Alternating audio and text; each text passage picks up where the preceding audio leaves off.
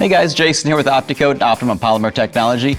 Here's another request from our customers that we get all the time. Remove the emblems from the dealership. Very easy to do. We're going to spray a little bit of our tar remover directly onto our decal. Use our plastic razor blade to get it going, and look how easy that comes off.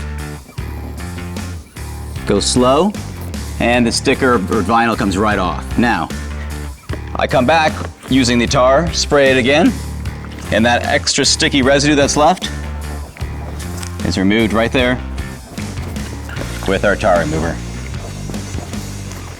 If it's an older car, there may be a need for coming back to polish it, but we've got the residue and the sticky off. Now I've just got to remove the rest of these. Again, we're using our plastic razor blade. The tar remover helps break up that glue. And that's all it takes. A little bit of work to get the glue off, a little bit of pressure, you're good to go. Thanks guys, don't forget to like, share, and subscribe.